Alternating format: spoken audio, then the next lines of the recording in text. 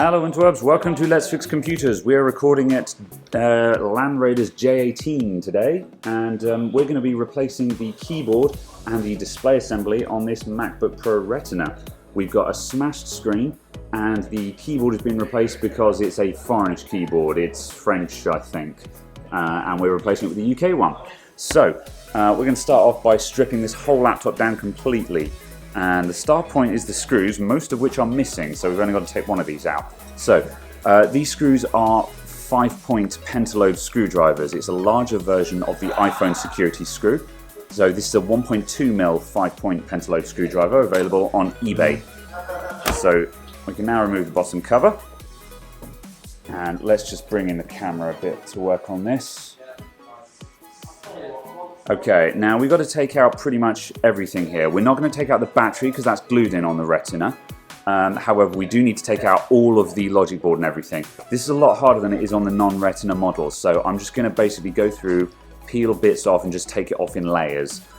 This is only the second Retina I've actually fully disassembled, so I don't have this down to a T yet, so there's not going to be a huge amount of logic to the order I'm doing. So let's just move along. Okay, so to kick things off, I'm going to remove all of the surface items that are easily removable. So the SSD, the wireless card, this cable, that kind of thing. And that will just start removing some of the clutter that gets in the way.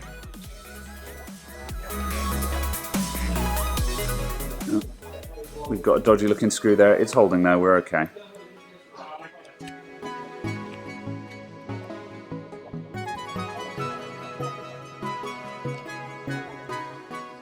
Okay, right, next we're going to take out the fans and the cooling system, which will get all of this out the way. Theoretically, we can leave the heat pipe on the laptop and just take it out with the logic board. However, I've found that it's easier to remove it separately because then it's just a smaller piece you have to take out at a time. So we're going to take that out along with the cooling fans now.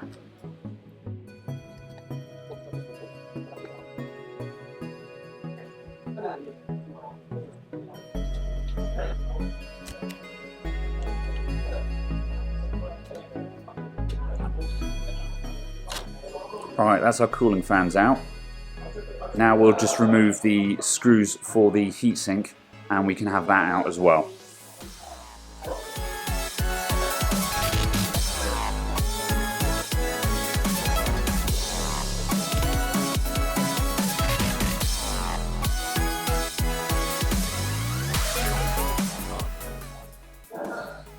Okay, that's our heatsink off.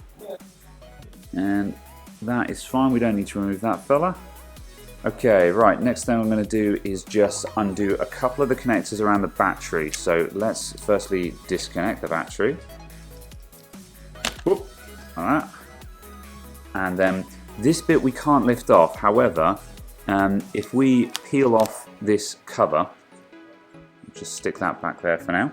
There are two screws there and there. And if we remove those, we get a little bit of movement on this thing that just allows us to maneuver it out of the way in order to get the keyboard out from under it. There we go, so now we've got that movement there, which we'll need later on.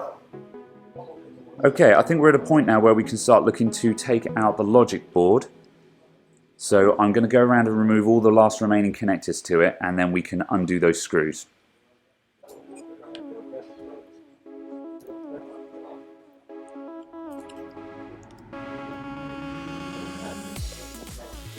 Okay, and we are about clear.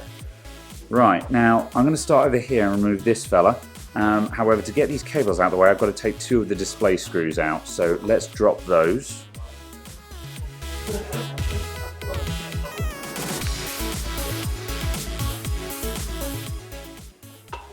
And now we can remove the main logic board.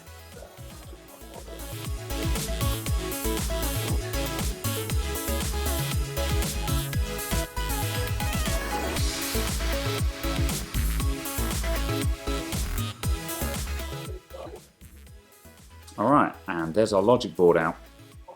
Put that to one side. Okay, we're starting to get something that looks a bit more clear now. So we're going to remove these two cowls for the fans and then the speakers, and at that point we've got enough access to start working on the keyboard and the display assembly.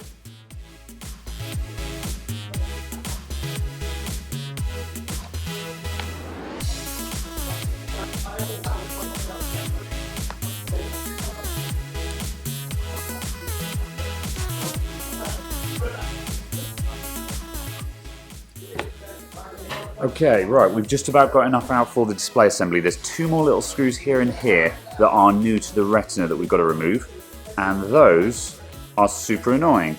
Their only purpose is to put these two tiny bits of metal in place that just close off the edge of the bracket, just to close that gap up. Last time I saw these was on the polycarbonate MacBooks, and they were super annoying then as well. I don't know why Apple decided to put them back in. Okay, right, now we're going to open this up to about 90 degrees, maybe a bit further. And then I'm going to undo the last two screws and we can just wrestle this out.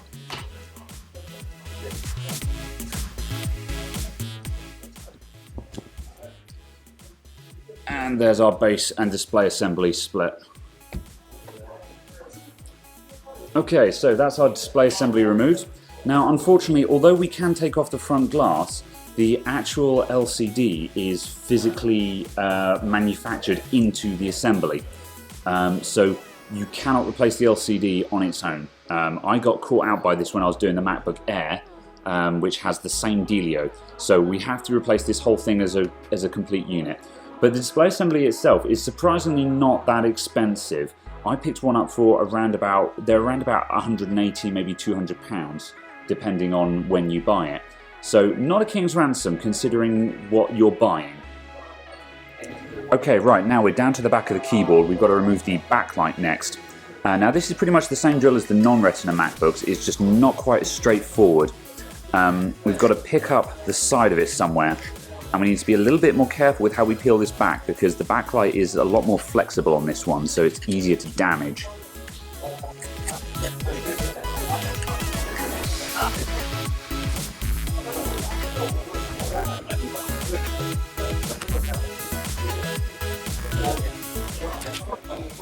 Okay, right, now I've picked up one side of it, I can actually start getting underneath it. So I'm going all the way down to the metal of the back of the keyboard, and now I'm just going to lift up. And as soon as I possibly can, I'm going to get my hand under there, and then I can just start peeling this back now. I've got to be careful because I am peeling the backlight membrane itself, and I don't want to bend that too much because I might damage it. The LEDs on this thing are really hard to spot. I haven't been able to find them, so I don't quite know where the sensitive spot is.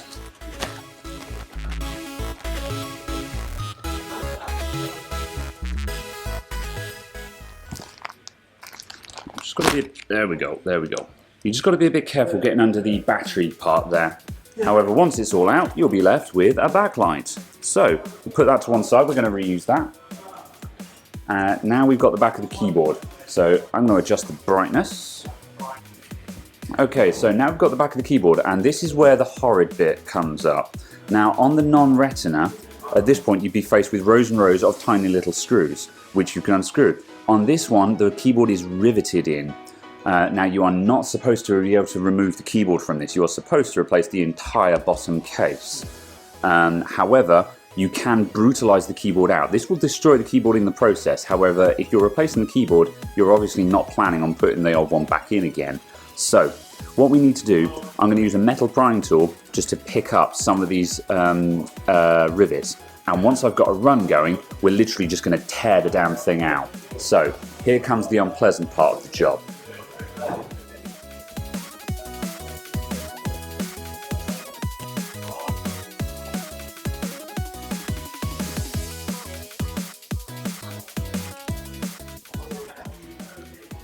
There we go. Now, I want to try and retain as many of these rivets as possible so I can put a bunch of them back in to hold the new keyboard in place. So I'm going to cover my hand as I go along here to try and stop them from going everywhere. I will lose a bunch of them, but I don't need all of them to properly secure the new keyboard.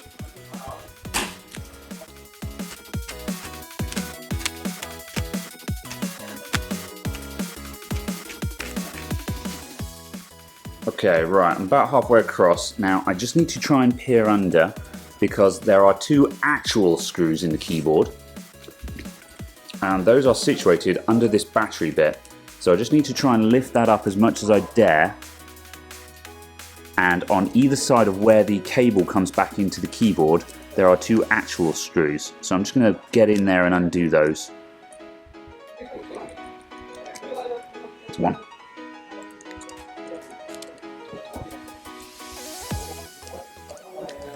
And there's 2. And now I can carry on tearing.